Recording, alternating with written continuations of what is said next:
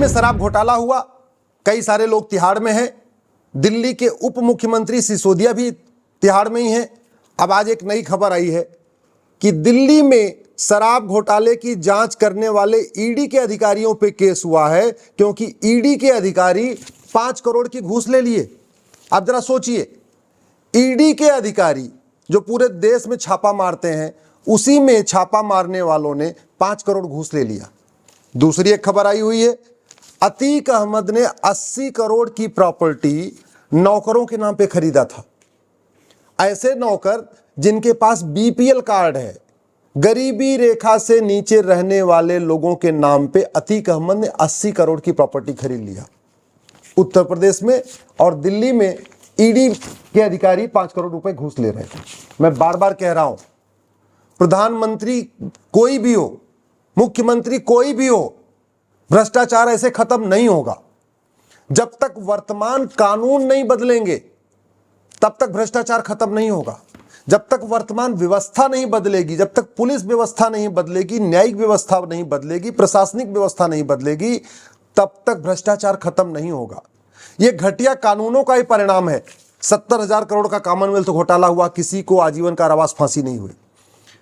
Helicopter घोटाला हुआ, Kerala solar panel scam हुआ, 1,76,000 करोड़ का 2G घोटाला हुआ, 1,86,000 करोड़ का कोयला घोटाला हुआ। न किसी की 100% प्रॉपर्टी जब्त हुई, न किसी को आजीवन कारावास फांसी हुआ।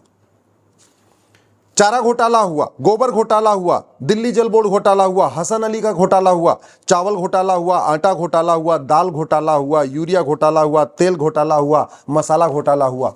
किसी भी घोटालेबाज की न 100% प्रॉपर्टी जब्त हुई, न किसी को आजीवन कारावास फांसी हुआ। आदर्श हाउसिंग स्कैम हुआ था, अब्दुल करीम तेलगी ने एक स्टैम्प घोटाला किया था। नेशनल हेराल्ड घोटाले में पूरा गांधी परिवार फंसा हुआ है, न किसी को आजीवन कारावास हुआ, न फांसी हुई।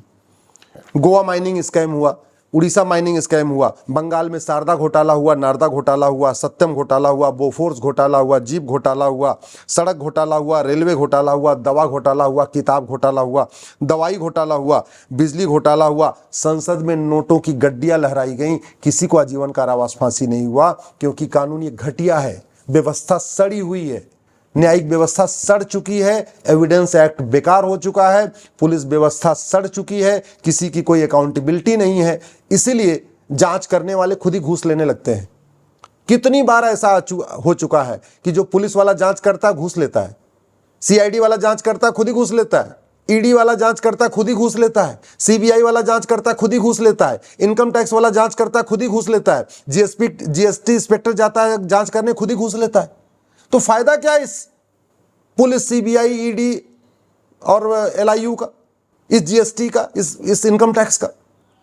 मैं बार बार कह रहा हूं, इस व्यवस्था के अंतर्गत भ्रष्टाचार खत्म करना मुश्किल नहीं, नामुमकिन है। भ्रष्टाचार को जड़ से खत्म करना है तो वर्तमान मैकाले शिक्षा व्यवस्था को खत्म करिए, वैदिक शिक्षा व्यवस्था लागू करिए, बच्चों को वेद, पुराण, उपनिषद पढ़ाइए, भगवत गीता, रामायण पढ़ाइए, भगवान राम के बारे में पढ़ाइए, तब उनके अंदर नैतिकता आएगी, तब भ्रष्टाचार कुछ कम होगा। भ्रष्टाचार को खत्म करना है तो झूठ को गंभीर अपराध घोषित करिए और झूठ पकड़ने के लिए नार्को पॉलीग्राफ ब्रेन मैपिंग कानून बनाइए। प्रत्येक थाने में एक लैब बनाइए narco polygraph brain mapping test करने के लिए। भ्रष्टाचार को खत्म करना है, 1860 का इंडियन पिनल कोड खत्म कर दीजिए। जो भ्रष्टाचार और अपराध के लिए 50 घटिया कानूनों का मकड़ जाल चल रहा है, उसको खत्म करिए। अमेरिका के फेडरल पिनल कोड की तर्ज पे 1 नेशन 1 पिनल कोड बनाइए। भ्रष्टाचार अपराध के लिए केवल एक कानून बनाइए, जो 50 कानूनों का घटिया मकड़ जाल चल रहा है उसको खत्म करिए। उसी एक ही किताब में, एक ही कानून में घूसखोरी, जमाखोरी, मिलावटखोरी, कालाबाजारी, नशा तस्करी, मानव तस्करी, सोना तस्करी, हवाला, कालाधन, बेनामी संपत्ति, आय से अधिक संपत्ति, सब कुछ उसी एक ही किताब में होना चाहिए, तब भ्रष्टाचार रुकेगा। भ्रष्टाचार को जड़ से खत्म करना है, पुलिस चार्टर लागू करिए। 1 घंटे के अंदर मुकदमा दर्ज करना अनिवार्य होना चाहिए और 1 महीने के अंदर जांच पूरी करना अनिवार्य होना चाहिए। और यदि किसी पुलिस वाले के पास काला धन मिला, बेनामी संपत्ति मिली, आय से अधिक संपत्ति मिली, उसको आजीवन कारावास और फांसी के लिए कानून बनाना पड़ेगा। बेनामी संपत्ति को पकड़ने के लिए प्रॉपर्टी को आधार से लिंक करना पड़ेगा। अतीक अहमद ने 80 करोड़ की प्रॉपर्टी ऐसे नौकरों के नाम पे खरीद दिया, बेचारे जो गरीब हैं, जिनके पास बीपीएल कार्ड है, गरीबी रेखा से नीचे रहते हैं। क्यों? क्योंकि हमने प्रॉपर्टी को आधार से लिंक करने के लिए कानून नहीं बनाया। मेरी पीआईएल चल रही है, मैं बार बार रिक्वेस्ट कर रहा हूं, संसद में प्रॉपर्टी को आधार से लिंक करने के लिए कानून बनाना पड़ेगा, तब बेनामी लेन देन रुकेगा, तब बेनामी संपत्ति पकड़ में आएगी, तब बेनामी जो पूरा खरीद बिक्री होती है रुकेगी। यदि भ्रष्टाचार को जड़ से खत्म करना है तो हमें 1 पर्सन 1 बैंक अकाउंट सिस्टम लागू करना पड़ेगा। ये जितने सफेद पोश हैं, चाहे वो अतीक अहमद टाइप के माफिया हो, चाहे सफेद पोश नेता हो या नौकरशाह हो, इनके एक परिवार में एक एक सदस्यों के पास 100-100 बैंक खाता होता है। भारत में जितनी बैंक हैं सब में इनका एक खाता होता है। स्टेट बैंक में भी एक खाता होगा, पीएनबी में भी होगा, एसबीआई में भी होगा, एचडीएफसी में भी होगा, आईसीआईसीआई में भी होगा। एक एक आदमी 100-100 खाता खोल के बैठा हुआ है। मैं निवेदन कर रहा हूं, एक व्यक्ति एक बैंक खाता सिस्टम लागू करिए। जैसे एक व्यक्ति के पास एक ड्राइविंग लाइसेंस होता है, एक आधार होता है, एक पैन कार्ड होता है, एक पासपोर्ट होता है, वैसे ही एक व्यक्ति के पास केवल एक बैंक खाता होना चाहिए, तब जाके भ्रष्टाचार रुके।